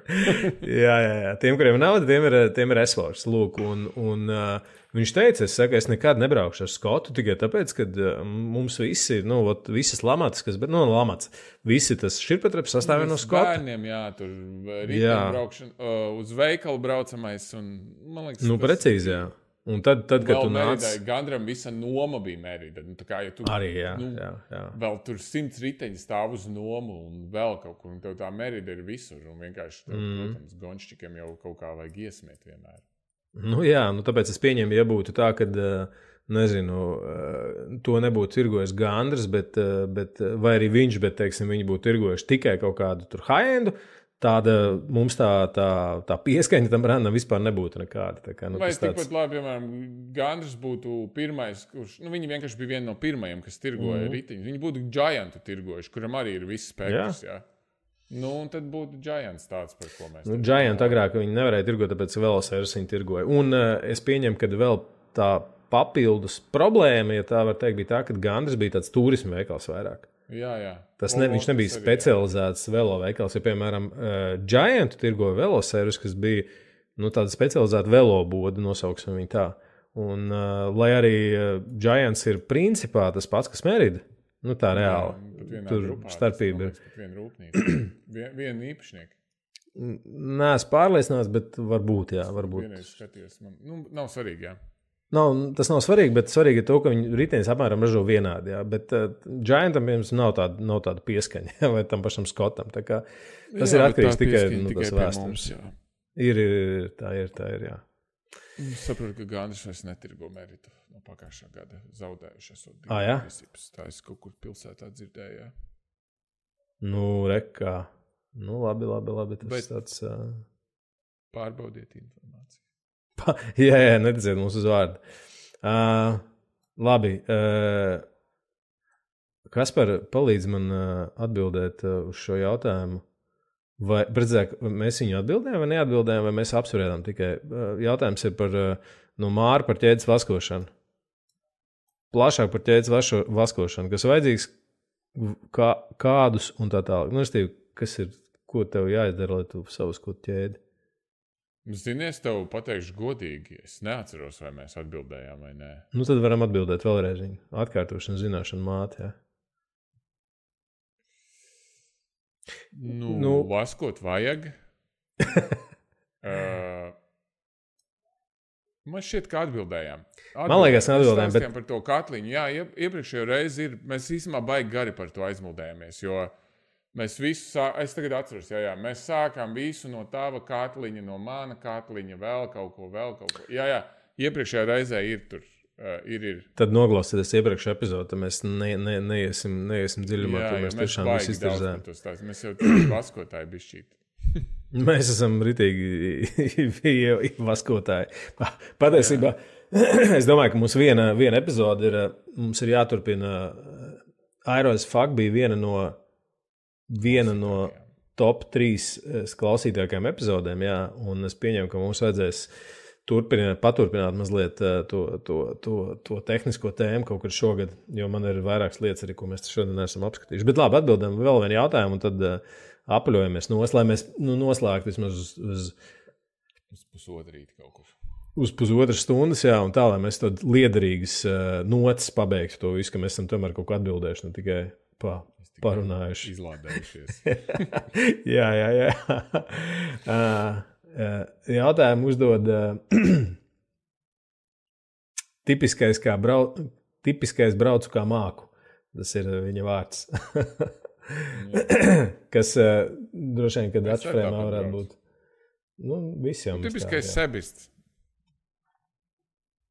Jā, vēl, protams, cik žēl, kad tas koncepts pazudis, viņam bija labs saturs vien brīdi. Jā, tas bija labs. Bet labi, jautājums. Jautājums ir par pulsu. Īstenībā es teiktu arī tagad, un droši vien, ka mēs kādā no augšējām epizodēm par to pieskarsimies, par to, kas notiekās ar ķermeni nesezonā, un es iespējams bišķiņ paplašināšu to, ko es tur tajā savā vienā no newsletteriem stāstīju. Bet... Jā, šis ir labs. Sorry. Jā, viss kārtībā. Tas jā, tāpēc, ka, jā. Go, lasi jautājumu. Viss ir labi, tad mēs esam Ziemassvētku. Kāds ir tipiskais iemesls tam, ka maksimālais pulss ir nosēdies? Velobraukšanas nesezonā, slēpojoties skrienot, pulss var sasniegt maksimums 184 sitienus minūtē. Atsākoties velosezonai, tas nosēžas līdz apmēram 172-174 sitieniem minūtē. Pārslodze nevarētu būt iemesls, jo pēc jūsu ieteikumiem, paldies, ka jūs klausāties mūsu ieteikumus, jūsu ieteikumiem 80% ir Z2, pārējais Z3, Z4, Z daudz, es pieņemu. Šķiet, ka Z5 pulsu uz riteņa ir nereāli sasniegt. Jādodas pie kardiologa, jautājuma zīme. Jāmaina pulsa josta. Katrā ziņā iemesls ir katrā ziņā liels paldies jums par darbu. Ir ko klausīties, braucot garos apjomus. Protams, gribētos vairāk epizodes. Tā kā būtu forša epizode. Tas citi ir hints, kas man ir pierakstīts manā pierakstu blociņā. Būtu forša epizode ar LVM karali Ģirtu. Tie, kas saprot, kas ir LVM karalis Ģirts. Satika trepēs, starp citu, pagājušajā. Jā? Nu, rekā. Jā, varbūt vajadzētu pasaukt viņu, parunāt. Jā, publika prasa, man liekas, ir grēks atteikt.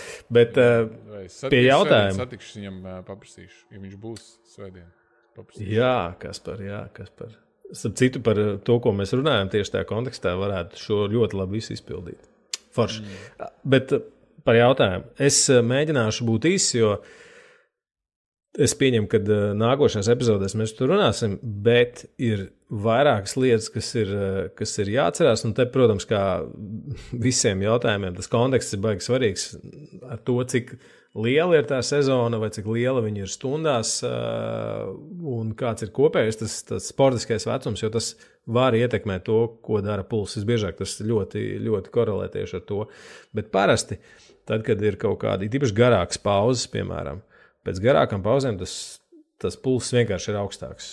Kas nav ne labi, ne slikti, tā tas ir, tā tam es teiktu, pat vajadzētu būt. Par to nevajadzētu satraukties. Tas, kas, manuprāt, ir būtiskā starpība, kāpēc skrienot viņš var būt augstāks, arī pat sezonā, pat, ja mēs, paņemtu kaut kādus, triatlonis nav pārāk labs piemērs, jo viņam ir ļoti relatīvi vienveidīgs tās slodzes, bet skrienot un uz riteņa, es teiktu, viņš vienmēr būs augstāks skrienot vai slēpojot. Galvenokārt tāpēc, kā jūs iesaistat vairāk muskuļu šķiedras un nervu sistēmas inputs ir lielāks tajā, lai tu koordinētu. Restīvi, tad, kad tu sēdi uz riteņa, tev principā ķermenim jādomā par to, kā kustināt kājas, bišķiņ stūrēt kaut kur. Jā. Grūtāk ir baiku, uz baiks, ap citu vienmēr ir augstāks pulss tieši tā iemesla dēļ, ka tev tā braukšana ir daudz dinamiskāka un tev vajag vairāk to sensoro inputu, tev vajag lasīt trasi, lai cik tas labi sanāk vai nesanāk, un tev visu laiku vajag kaut kur mainīt kaut kādas pozīcijas un pielāgoties kaut kam. Šosejā ir vienkāršāk. Šosejā tu ieķeries stūrē, kamēr tev nav kaut kādi bedres uz ceļa, tikmēr tu brauc tur apmēram taisni, un viss, par ko tev jādomā, kā kustināt kājas. Tagad tu skrien, tev jākoordinē daudz vairāk ķermeņa daļas, plus tev strādā vairāk muskuļu šķiedras. Ja jūs skatāties uz pulsu, jo pulss principā ir tā kā viņš strādā pēc pieprasījuma. Restīvi, jo vairāk lielāks ir pieprasījums pēc skābekļa, jo lielāks būs pulss. Jo vairāk muskuļu šķiedras jūs rekrutēsiet, jo augstāks būs pulss. Es papildināšu, jo vairāk jums muskuļu šķiedras ir, vai jo vairāk viņas ir tīpaši, ja viņas ir ātrās muskuļu šķiedras, jo lielāks jums būs maksimālais pulss. Kas parasti, tas ir tieši vai viens no iemesliem, kāpēc, piemēram, kaut kādiem ultradistanču skrējiem vai braucējiem pulss parasti ir zemāk nekā, piemēram, tas ir sprinteriem. Sprinteriem vienmēr, pat ja jūs salīdzināt šosejā, tad šosejas sprinters būs vienmēr ar maksimālo pulsu augstāku, kā tas būs tādam, piemēram, kaut kādam GC braucējiem, kurš brauc daudz dienas un kuram ir svarīgi tur to 21 dienu braukt ar vidēji diezgan augstu tempu. Bet nav nevienā dienā jābrauc tur pēdējie 3 kilometri gandrīz uz spēju robežas. Ja? Lūk. Tāpēc tas ir diezgan... Es uz to vienkāršot skatos. Tev ir muskulis, viņam vajag asins, sirdī jāpumpe asins. Neiedzinoties, jo tev vairāk muskuļi ir iesaistīti, jo vairāk viņam vajag asins, un vairāk sirdī viņai biežāk jāsaraujās, lai viņai izmestu. Yes. Tāpēc slēpošanā, sevišķi, ja ir sūdīga tehnika, tur uzraut pulsu nav grūti. Jā, un tas ir iemesls, ap citu, kāpēc arī kāpēc slēpošanā ir vislielākie VO2 makši parasti. Tāpēc, ka kad tu slēpo, tev ir ne tikai kājas, tev ir viss tur pleca, mugurdaļa, tev tas rekrutēto muskuļu daudzums ir stipri lielāks, līdz ar to lielāks pieprasījums, līdz ar to lielāks VO2. Tāpēc VO2 maksītim principā es tā kā ļoti turos pie tā, ka tas ir relatīva vienība pret to sporta veidu, ko tu pārstāvi. Ja tu salīdzini, saka, man ir tur 89 VO2 maks uz slēpēm, kas ir ok, līdz līmenis, paņemsim kaut ko mazāk, 70 VO2 maks uz slēpēm. Tu esi baigais malacis, bet varbūt tu neesi tur tas, olimpiskā kalibra vai pasaules līmeņa atlēts. Kur pretī varbūt uz riteņa, tas jau būs pietiekami labs cipars, kas tev iedod tur entry ticket kaut kādās iedzīgā līmenī. Ja? Tā kā tas ir atkarīgs no tā, pret ko jūs mērat. Tā kā tur bez visa tā, ko mēs runāsim tajā epizodē, šis ir, es teiktu, viens no tādiem primārajiem aspektiem, kāpēc tas pulss ir augstāks. Plus vēl viens, ja viņš, mēs pie kardiologa viņš, protams, vienmēr var aiziet, un tas nenāks par sliktu, bet mēs pieņemam, ka viņam nav veselības problēma, vai ne? Mēs neesam daktari, mēs nevaram tur tagad analizēt. Visticamāk jau kā arī nav. Bet, ja viņš dara pareizi, tad, tā kā viņš rakstās, tad 80%, tas Z2, tad jau ir normāli, ka tev uz riteņa, tad tiklīdz tev pieaug apjoms, tā arī grūtāk dabūt to maksimālo pulsu. Jā.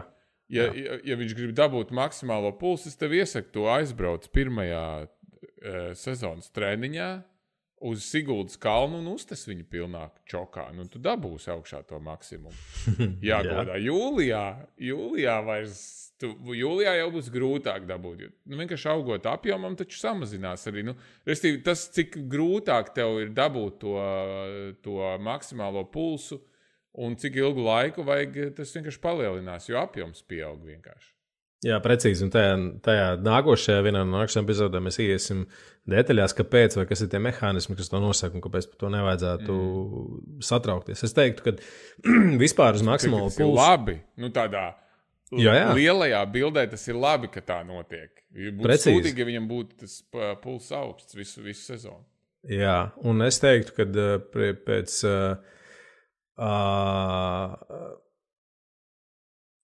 uz maksimālo pulsu vajadzētu skatīties kā uz vienību, kuru jūs gribat saglabāt pietiekami augstu, kurai nevajadzētu būtiski mainīties. Tas var mainīties, un labi, šeit ir atkal tas konteksts, ja es nedomāju, ka pulss virs 200 ir labi, viņam vajadzētu būt vai vajadzētu darīt.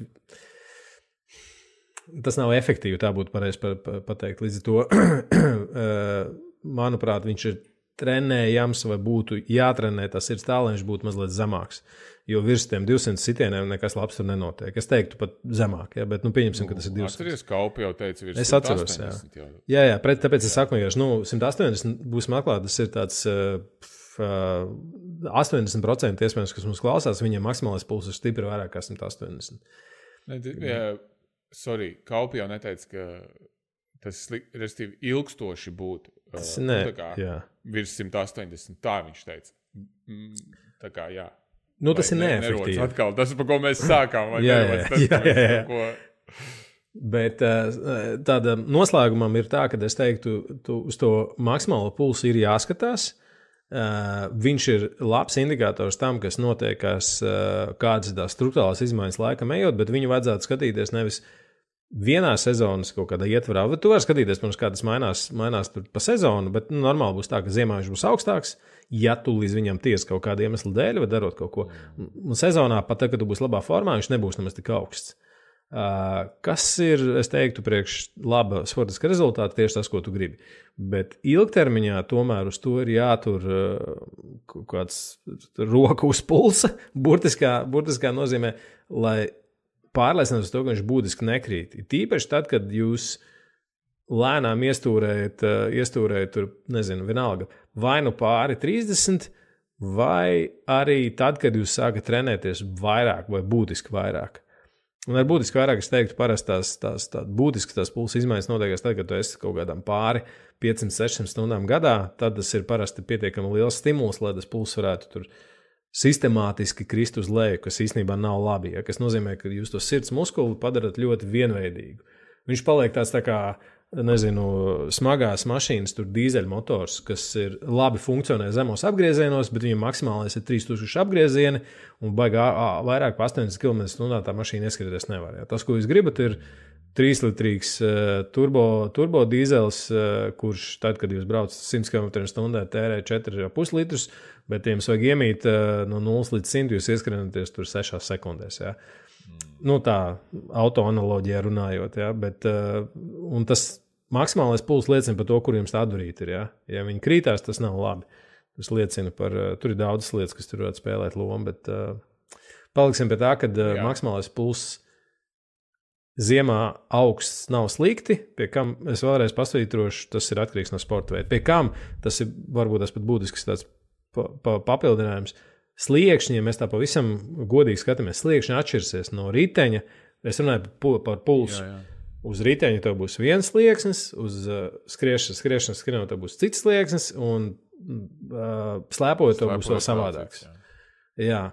Tāpēc mēs, un arī es savā praksē, man ir kaut kādas diskusijas par to bijušas, parasti par to tur cepās kaut kādi slēpotāji vai skrējēji.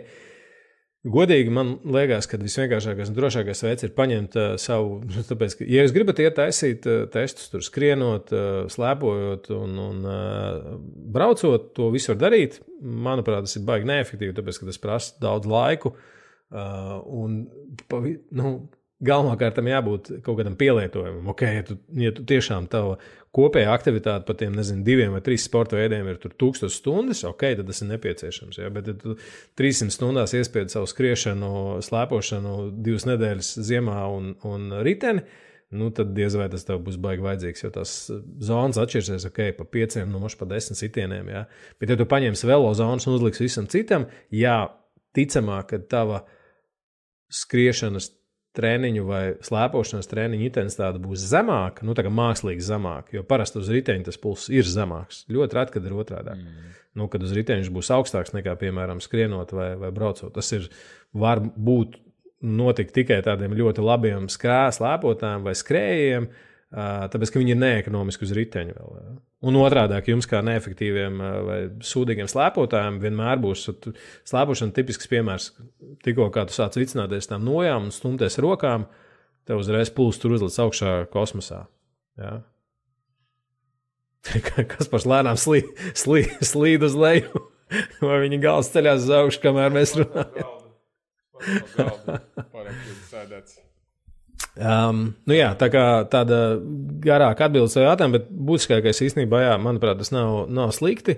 Un kur mēs iztirzāsim to jautājumu bišķi dziļāk kādā no nākamajām epizodēm par to, kas notiekās tajā nesezonā. Jo tas ap citu arī ir, es par to jau biju domājis savā newsletter kafijas kluba ietvaros, tāpēc, ka tas jautājums tagad ir īpaši aktuāli uzpeldē, un lai jūs saprastu vēlreiz par to, īpaši par visiem tiem materiāliem, kas nāk tajā kafijas klubā iekšā, parasti viņi ir 90% gadījumā viņi ir inicēti no sportistiem. Restīvi, ja es redzu, ka ir kaut kāda problēma, ar ko es dabūnu tur karot vai jautājums, kuriem atbildēt, es saprotu uzreiz, ka okay, tas ir tas, par ko man jārunā, tāpēc, ka tas nav 1 vai 2, jā, tas nav kaut kāds margināli interesi par to, kas tur notiekās, bet reāli tas ir tas, ko cilvēki neredz, vai viņiem vajag skaidrojumu, vai viņiem vajag dziļāk kaut kādu inputu par to visu. Tā kā tā.